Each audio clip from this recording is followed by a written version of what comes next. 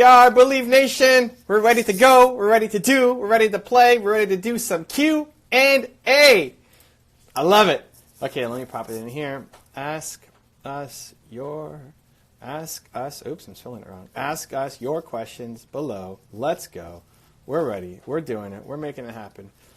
Thursday is my public facing day, so, I need to pin that. I've been doing all day long interviews and hangouts and podcasts and Skype calls and nonstop crazy. But the crazy continues because we're going to do some Q&A with you guys. I'm going to play some League of Legends. I got my co-host, Marion Sandra, joining us. There he is.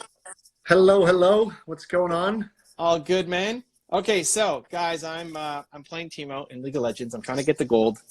We're going to do a Q&A. You put your questions down below. Marion's going to pick them. He's going to answer it. I'm going to answer it. We're going to get on to the next question. Marion, how you doing, man? Good, good, man. Remind me again what happened last week. Did you lost what? How many? You want to know what my record is with you? Is that what you're asking? Yeah. It's not good. It's not good. It's not as bad as Alex, I think. Hold on. Let's see. So Mark is 3-1. Alex is 1-5. Oh, Jeremy wow. is 7-2, and you're 2-4.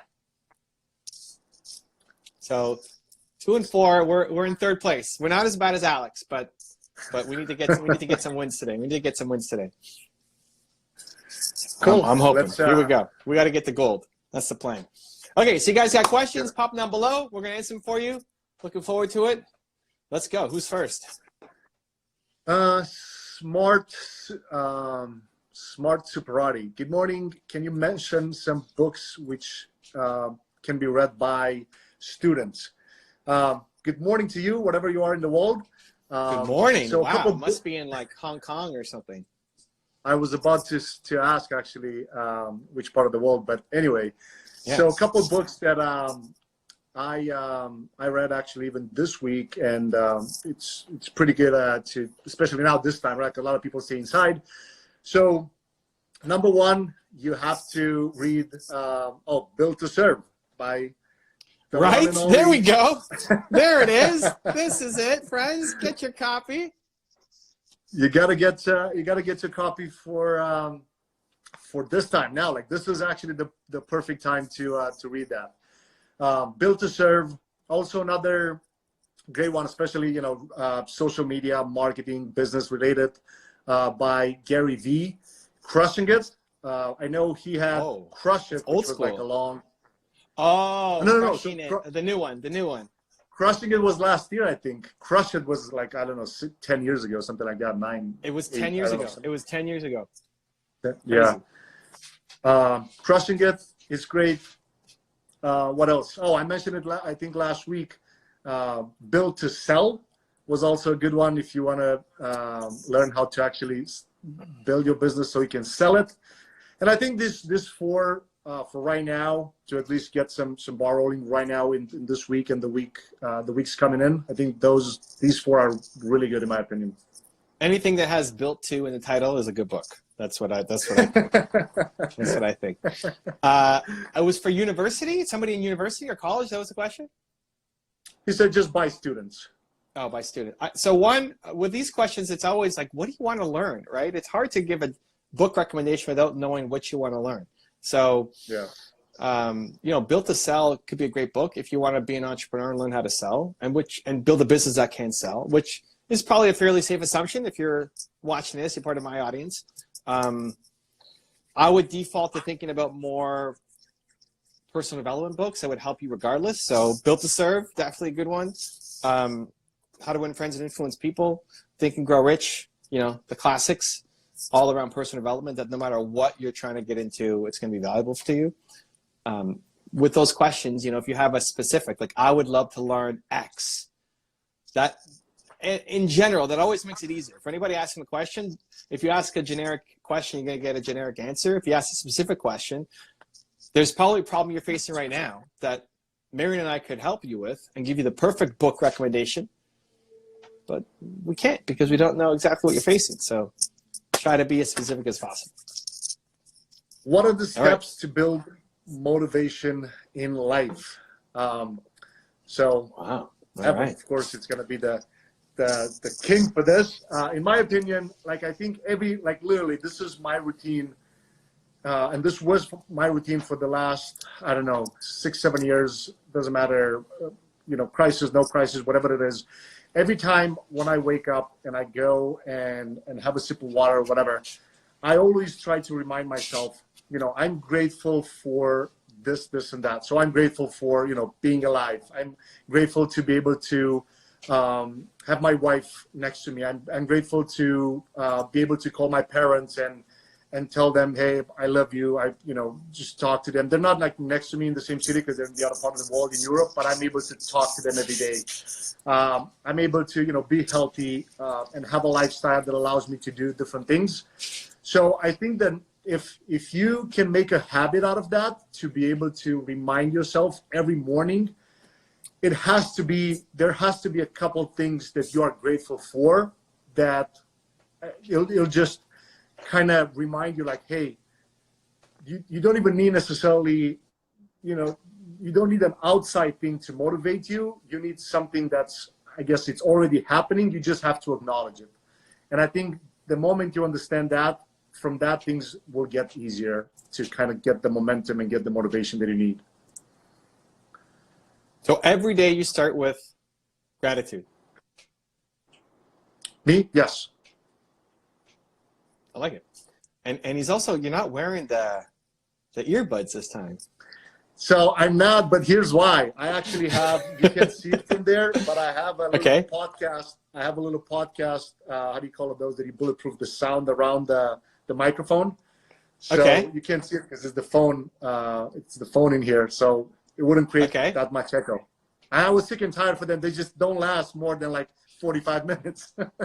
That's cool. All right. I like it.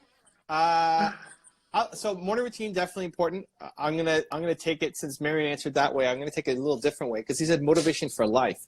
What I would focus on is leaning into difficult things. So your self-confidence, your self-love. Look at that water. Holy Christ, dude. That's epic. Are you drinking one of those a day? Look at that. Is that 4 liters? Yeah, it's that, well, the gallon, yeah. The 380, 3.8. And you drink one of those a day? Is that on your to-do list? That's the goal usually. So I got a little bit left, but it's still a couple hours left. So yeah. You drank all of that today? Yeah. And then do you just refill it, or do you go to a new bottle, a new jug every day? No, I got a couple. I I had to buy some. So you're walking out of Costco with like a cart full of just jugs of water. Well, next to me is, what is it called?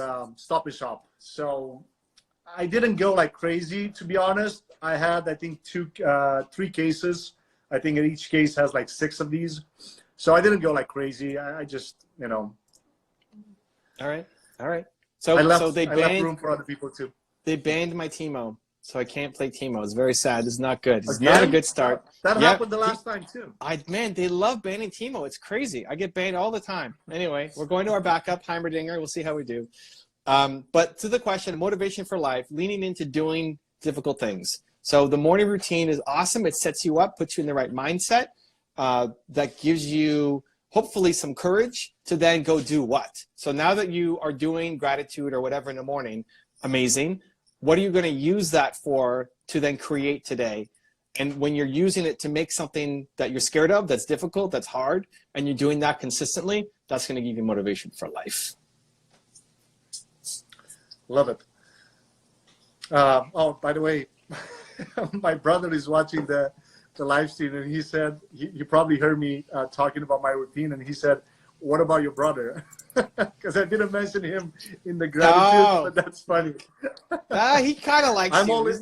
You're not in his top 5. I'm actually talking to him every day too. It's just I didn't mention it for this. It's all good. You're in the gratitude. Reunion. You're in the gratitude list too, my brother. So Kate Room says, I have a grateful journey that I start my day with. Jefferson, what do you do when you're not happy where you are? What do you do when you're not happy where you are? So a couple of things, and I may have a different take on this than Evan, and that's totally cool. All right. Because I wasn't necessarily, so I'm an immigrant here, right? Like when I came here for the first 3 years, the only thing that I did was I just worked. So head down, just work like 7 days a week, 12, 13-hour days. It wasn't that I was happy necessarily with what I was doing, but I knew that in order to do what I want to do, I have to take a couple of steps. And I think a lot of times, you know, just doing what you have to do until you kind of earn the right to do what you love to do, it may just be a journey, right? I never thought about that at that point. Now, when, like, you know, after I started my first business and things like that, I kind of like look back and I understood like why I never complained, or why I was always looking for what is the best. I knew my purpose, or the purpose was always, you know, trying to get a great future, to build a life for me and my wife, for my family, you know, to support them and things like that. So I always had that in the back of my mind. And I never had time to just say, oh, like I hate doing physical labor, or I hate going to work, you know, 12, 13-hour days. So the only reason that I think, even if you are at the job right now that you hate, and you just have to understand like what's the big why behind that. And as long as you focus on that, you're never gonna feel that, hey, I hate where the place that I'm at right now, because you're gonna have a purpose behind it. And you know, you just may have to go through a couple steps, and that's okay. Everybody kind of starts from somewhere. Some other people have different shots in life than others, but at the end of the day, everything is possible. You just have to find the real purpose behind it. And in my opinion, you'll be fine moving forward and kind of hustling more in a place that you're not happy to. But then you have to take action to what it is that, right, sometimes you have to put a number. Like, is it a number? Is it like a number in terms of, you need a lump sum of cash that you can move on and start doing what you want? What is it? Like, is it your lifestyle that doesn't allow it? Is it you just pay for things that you don't necessarily need, right? Like right now, it's actually a great time to figure it out on your P&L, on your profit and loss, or what are your expenses. But I won't go too much into that now. So for the purpose of the question is just, once you figure out what's the actual purpose, the why behind what you do, is going to be easier to move on and kind of take action to the next step. And regardless if it's maybe getting another job, a better job, or becoming an entrepreneur, doesn't matter what it is, I'm confident that you'll be able to make that happen. What was the question again? You're not happy with where you're at? What to do when you're not happy where you are? So, I take this in two ways.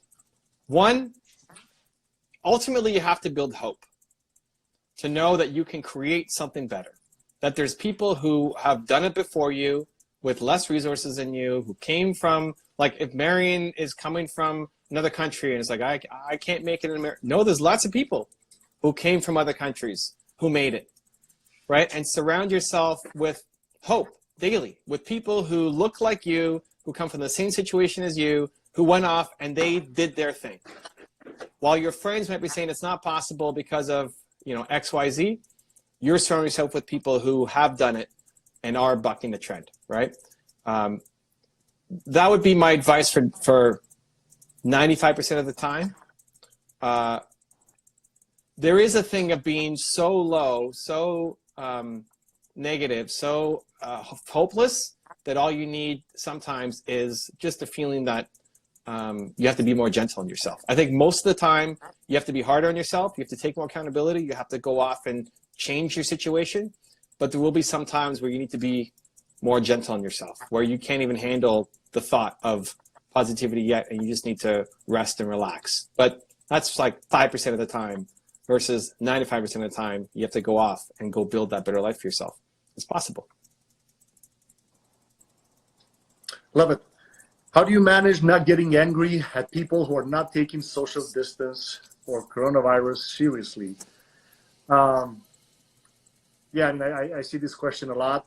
I guess at the end of the day, you know, everybody has to understand their own kind of, you know, safety measurements and their own things. It's true that, you know, like, for example, especially if you live with like parents and you may think that, hey, I'm cool. And everybody has different opinions, right? Like, a full disclaimer, none of us were like medical professionals. So in terms of how do you manage not getting angry, I usually focus on the things that I can impact, if it's me or my employees or my, like, maybe like my inner circle, or right. If it's something that I can do to impact, you know, those people, I'll do it. I'll say it, you know, nicely, respectfully, and things like that. If it's something that I can control, I usually don't, you know, like if you go to the park and you see like, you know, 40 people just walking around and jogging and do different things, like, you know, at the end of the day, what you can do, you're not going to just grab a microphone and say it out loud like, hey guys, you should, right? Marion told me to get the megaphone. So it's, and I'm not joking, right? I'm not making fun of it or anything like that. It's just a matter of, I only focus on the things that I can have an impact on. And if I can't, then I just understand that. And I don't let that bother me, because it's enough. I have enough things on my plate that I have to take care of. So I never focus on things that I'm not able to impact. So I usually don't get angry too often, and it's super hard to actually get me angry. So it starts with empathy, always. If there's ever a situation where you're getting angry at anybody, not just social distancing, your brother for not giving you a shout out properly, you know, and his gratitude, you know, your team for not delivering, you know, there's always going to be people who are going to disappoint you, who will have different views than you, who will let you down. It starts with empathy, because otherwise you're going to be a very angry person.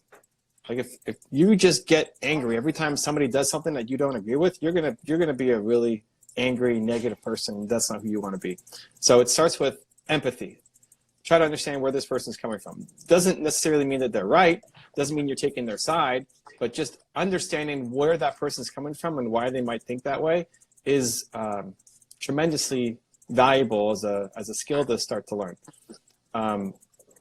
Next, I look at how much credibility do I have with this person. So at the start of this situation, before lockdown was happening, we had to make a decision at TDS, Toronto Dance Salsa, right? My salsa dancing business. How much? When are we going to shut down? What's happening? Trying to pay attention on top of the news. And Alex didn't want to shut down.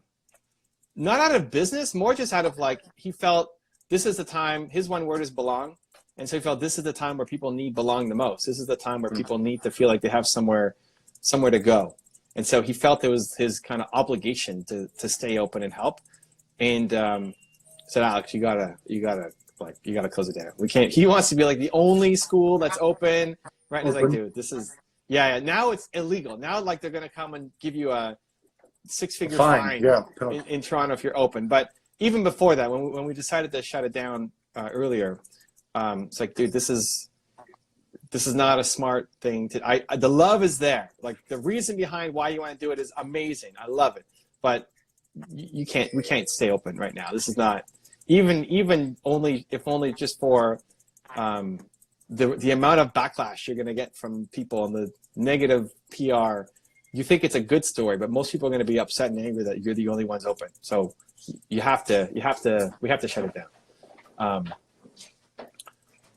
So I could tell him that, you know, I have enough credibility with him.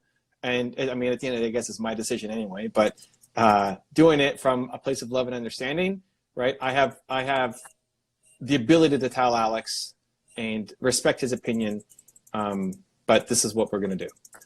For other people that you don't know, it becomes harder, but there's things that people are doing that you don't know all the time that impact you. Like people are doing dumb things constantly, all the time.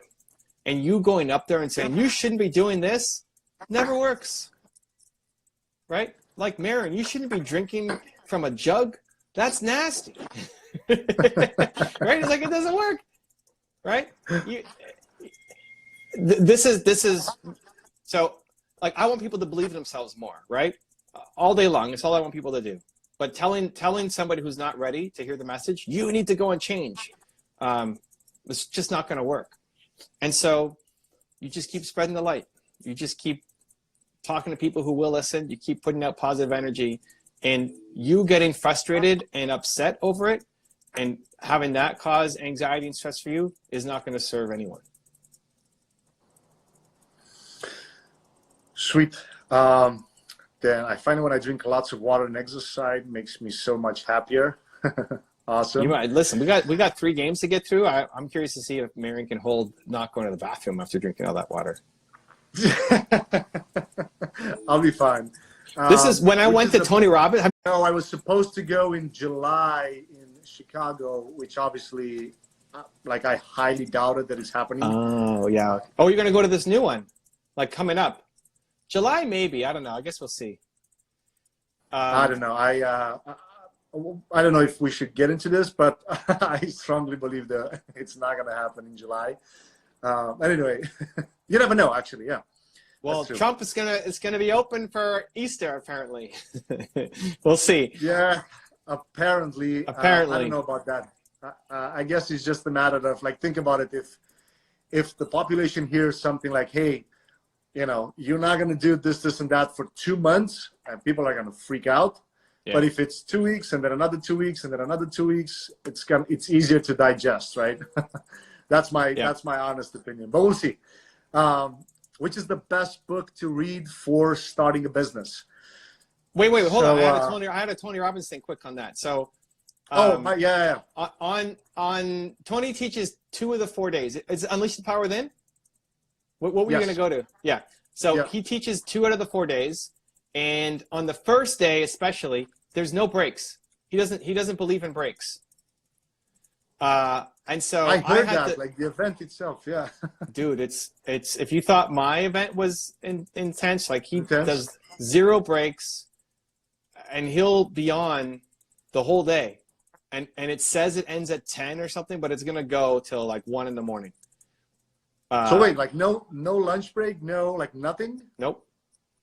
Tony will take a little tiny break. This is meditation kind of exercise that's recorded, but you're doing it and there's no break. So if you take a break with Tony, you're missing content. So wow. I purposely underhydrated because normally when I'm at home, I'm drinking water constantly. I'm hitting the bathroom like every hour.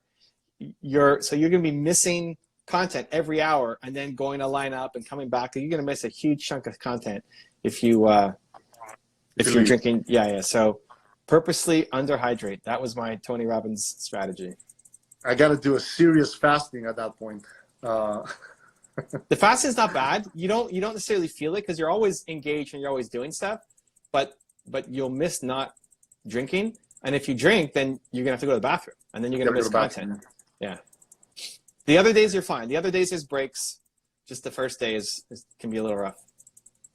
Yeah, okay. A friend of mine told me about that, and I'm like, I don't know if I've been like I've seen him a couple of times at different events, but this was the first time that me and my wife we were going to Chicago in July. But if not, I think the next one is in November. But I think that one is in Vegas. Anyway, we'll probably take the next one. All right, next question. Which is the best book to read for starting a business? So before I read The One Word, like not necessarily from a tactical standpoint, but from a strategy standpoint, The One Word, and that's written by Evan, The One Word really gave me a different perspective to look at the message of any business that you would start. So without actually like just mentioning the book, because we are on your live stream, I'm actually super honest about that. Like that really, and even, I can't take because my phone is charging, but my wife is in the other room reading your book now. Oh, so, really? Cool. Yeah, because she's in the process of launching her own course, and I said, you need to dial in your message a little better. Which one is she reading? Your One Word or Built to Serve? One Word. Okay, cool. So before an actual like tactical step by step, I would definitely recommend that, because it's a really great book for kind of putting together your message and understand, like, all right, this is what I stand for and this is what it is. And then it's going to be easier for you to go, okay, I want a Shopify store, or I want, I don't know, service-based business, or I want to be a freelancer, or I want to do, I don't know, brick and mortar. It doesn't matter what it is, right? It's really great to read that. And then second, I think, again, we're going back to the one that I recommended previously, Crush It. Even though it was written 10 years ago, it actually teaches you how to take your passion and put it into an actual business model, right? So if you like gardening, how to create content around gardening that can actually be monetized, how to start, I don't know, some sort of show around, if you have if you like to build stuff, right? Like if you build houses, you are a contractor and you actually want to build a real business around it, how to create content around that, right? So I really suggest these two books. Listen, I'll always take your own word. I think it's great. For entrepreneur, yeah, I don't know. They're both good. I mean, Built to Serve dives deeper into, well, that's not true. They're both great. Anyway, I don't know. It's hard to pick. It's like picking children. They're both good. I'm a fan of both. I'd recommend, either or as a good starting point. So appreciate the love there. Other than that, for entrepreneurship, I think the one that really had a big impact on me was 4-Hour Workweek. More just in terms of scheduling and creating systems and routines and delegating. I mean, I never even thought about the idea of delegating to somebody who, I mean, this is, I guess, a concept everybody uses now, but most of my team isn't here in Toronto. I always thought I had to have an office, and so 4-Hour Workweek might be a little dated, and the concept isn't just to work 4 hours a week. But that book really helped just start to shift my perspective around how I spent my time, that I found really, really valuable. Oh, and side note, I forgot to mention so I guess this trilogy could be really powerful, like Your One Word, Crush It. So One Word by Evan Carmichael, Crush It by Gary Vee, and then Expert Secrets by Russell Brunson from a tactical standpoint. Ooh. These three combined, I think, right? Because you need your message, Mm-hmm. then you need what kind of platform you need to get with Gary Vee, and then you go into, funnels and stuff and launching Expert Secrets. So these three can actually really make a powerful trilogy. Yeah, I would say Expert Secrets if you are an expert. If you're trying to sell your information or your knowledge or your ideas, then Expert Secrets is a really good book to get into. Depends what kind of business they're trying to build. Yeah, and then by the way, guys, if you have like a specific, be as specific as possible with the question, because we can be as specific as possible with the answer. That can really help you, with like kind of step-by-step process to do. How do I determine how many hours I should be working per day? There's always things to get done, so I always feel like I'm not working enough no matter how long I work. So this is a great question. And this can apply regardless if let's say if you are right now if you have a 9-to-5 job and then you also have a side hustle or you have a business that you want to start. Ideally, like every morning, let's say, if I don't put it in my calendar, it's usually not happening. So if I don't block the time for it, it doesn't get done, right? And even when I put it in the calendar, sometimes I put it as in the morning when I wake up and I have my water or my coffee, I look at my calendar and I try to understand, like, what is one thing that I need to do to really move the needle out of, let's say, 10 tasks. If I would just take all of them down and I just keep one, what would that be? So I try to always start with the hardest one, because if I'm able to get that one done, the rest of the day it's going to be easier. However, I don't, like let's say the first hour, I try to get a quick win. So it doesn't matter if that quick win is just me killing a 1 hour workout, or if it's something, I just need to give me a quick win to kind of start the day. And at least that's my way to do it, right? And then I look at the calendar and I say, okay, if I'm able to get this thing done, that can be, you know, get more or get on more sales calls, or maybe book more appointments, or launch another campaign, or I don't know, outsource something. Doesn't matter what it is in my list.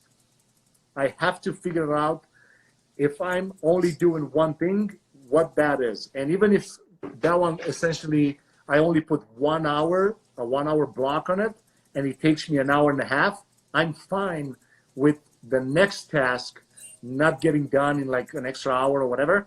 I'm more focused on making sure that the most important thing of the day gets done, because then the rest, usually, as much as you would like to think it's relevant, usually it's not as relevant as that one. So if you're able to get a quick win in the morning and then get the most important task done, I guarantee that you'll feel an ease to get to the next tasks and go and implement it. Right? It's a lot of things. Usually, if I look at my task on my calendar and I say, "Oh, damn, you know, I have this to be done today," and maybe I'm not feeling it or whatever. Right? Maybe I'm tired. Maybe I feel sore. Maybe I'm not, you know, and then I don't want to hit the gym or something. But if I do it, then the brain starts to work differently. So in my opinion, if I get a quick win in the morning and then I try to tackle the most important task of the day, the rest become more easy to kind of implement. How do you determine what the most important task of the day should be? So I look at, if I would do just one thing out of 10 to move the needle in the business the most, and move the needle can be, you know, get more sales, maybe, you know, if it's, let's say it's tax season coming up, and if the one task of the day is make sure that you finish that meeting with the CPA and get your taxes in right, like that could be one thing, and then all the rest could be, hey, record a podcast episode, or record 2 more YouTube videos, or whatever, right? And then I look at the entire list and I see, oh, actually the most important task of the day is actually get that meeting with the CPA done, and make sure that by the end of the meeting, your part of the meeting is set and your taxes are kind of right, you know, good to go. Well, that's the number one thing, because that would move the needle the most for that day. Cool. For me, one of the things I found the most helpful is chunking my days together.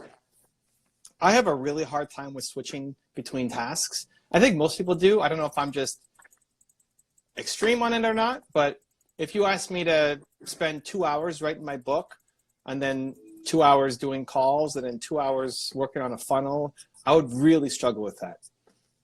Especially with creative work. I need the whole day. Like if I'm gonna do my book, it takes me 2 hours just to get back into where I was when I left off.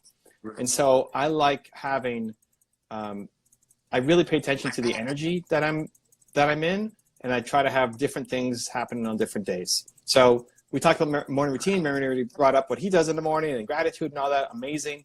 So after my morning routine, then every day is something slightly different.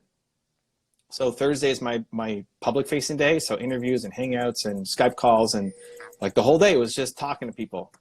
And I put my extrovert hat on because I'm normally an introvert, and that's all I'm doing all day long is just hanging out and trying to spread the message. And that's the top priority. So my assistant, Sandra, is booking calls for me all day long on Thursdays. And yesterday, if you look at my calendar, it was totally open.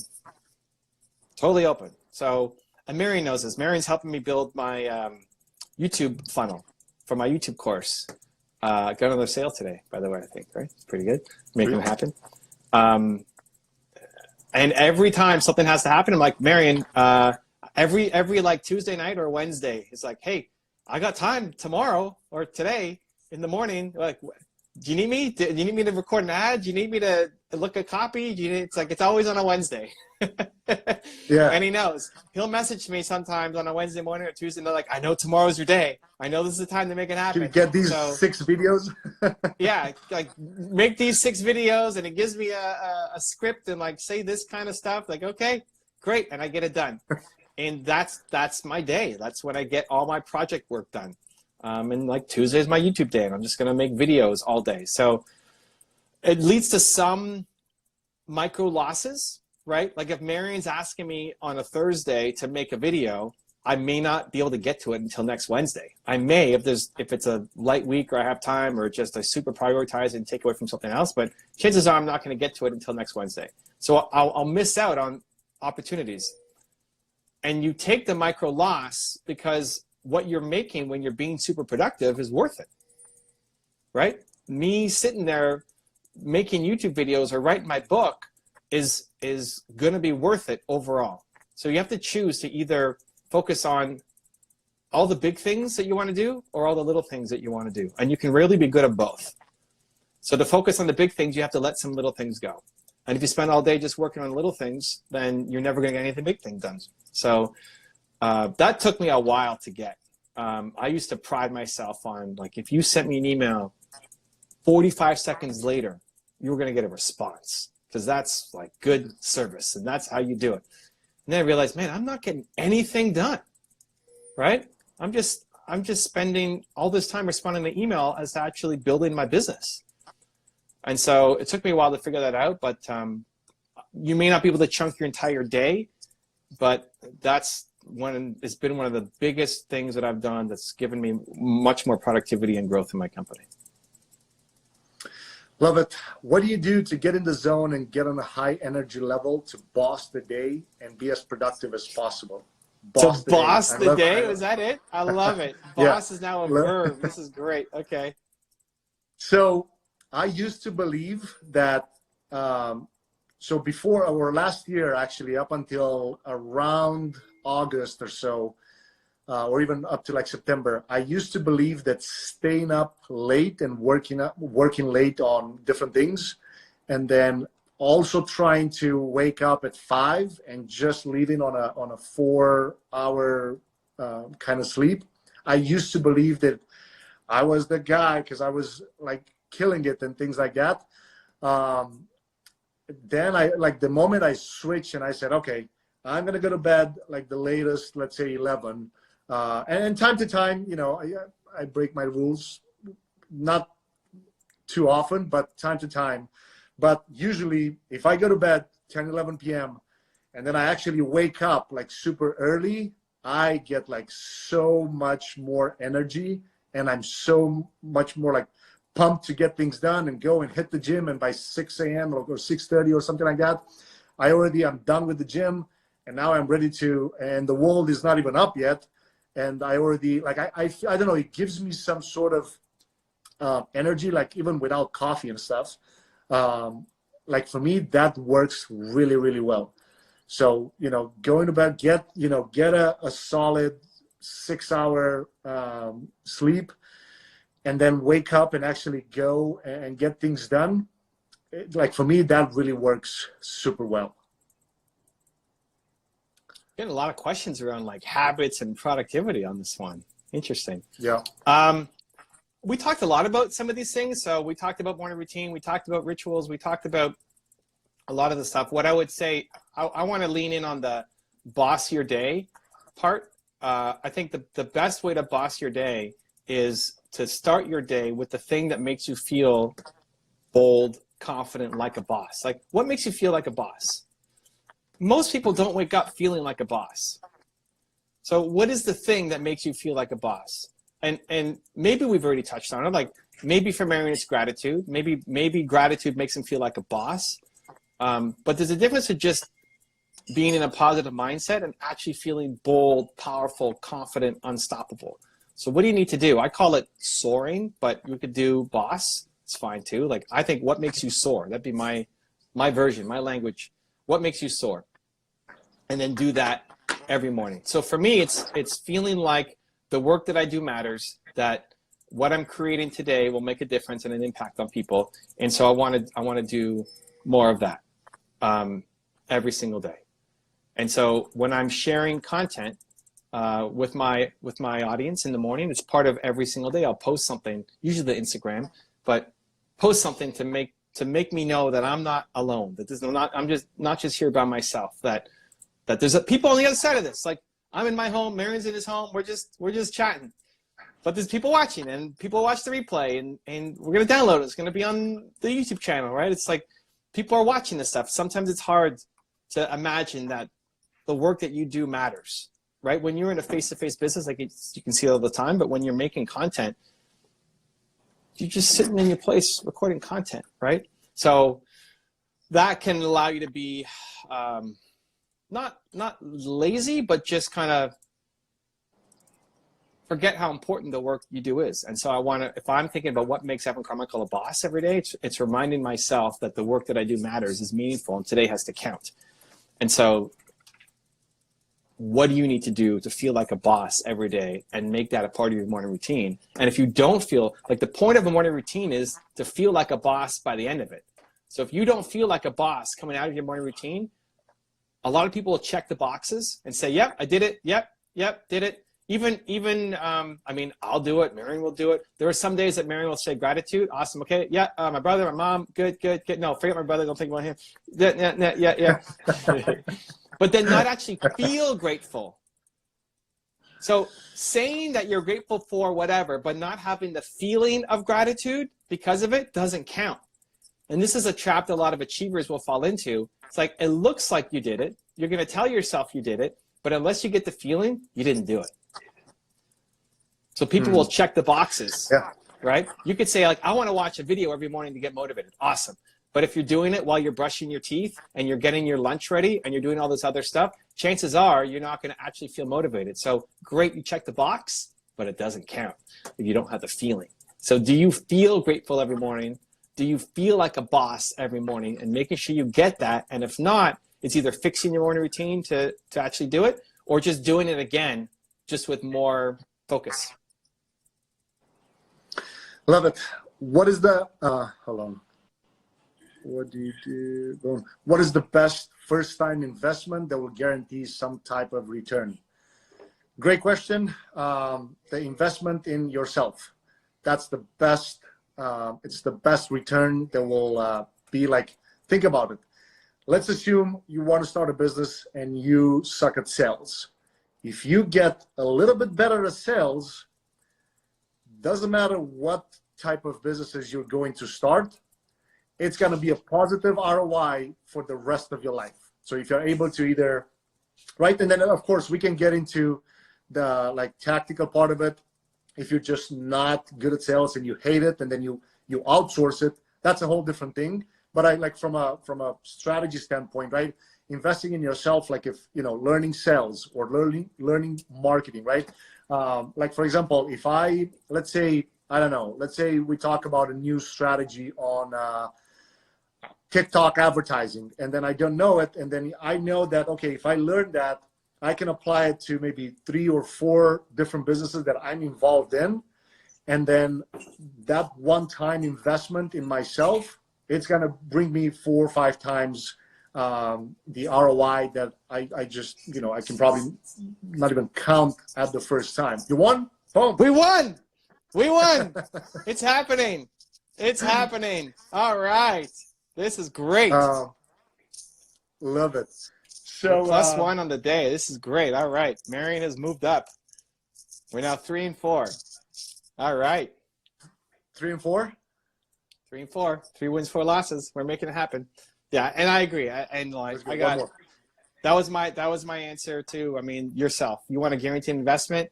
Find something that you love, you want to improve your skills at, and go learn that thing. Whether it's books, videos, podcasts, asking questions to Instagram lives like this, that's always going to pay off. Even if it doesn't feel like it doesn't pay off in the beginning, you're always going to learn something. If you choose, you're going to learn something from it that'll make you better. That will find the connect. I was on a podcast this morning with a guy. Just a quick story. Who has this really? He's got a second podcast that talks about old school New York Yankees. And oh, wow. And I used to be heavy in baseball, and I was talking about 1903 New York Highlanders that became the Yankees and their pitching staff of like Joe McGinnity, who like nobody knows. Happy Jack, like nobody knows these people. But we're having this conversation about early baseball New York Yankees when they were the Highlanders. They were actually the Baltimore Orioles first. in 1901, but then became the New York Highlanders in 1903, and then eventually the Yankees in whatever year, 08 maybe, or maybe later. But that might have felt like a total waste of time. Like, why even learn that kind of stuff? But now that served me in having a great podcast. Like, he's got nobody to talk to about this stuff, and here we have this great conversation. So if you dive down into Expert Secrets, right? One of the books Russell Brunson wrote and Marion recommended reading. You may not want to be an expert. You may not have knowledge yet, but learning that is going to serve you. Learning how funnels works, learning how marketing works, even if you're not ready for it quite yet, is still going to serve you. So that's not the answer they probably wanted. They probably wanted to say, go buy Facebook stock, right? But the best investment is going to be in yourself, always. All right, we're going to end this one. We're going to start it up. Come back in like 5 seconds to answer more questions. Here we go.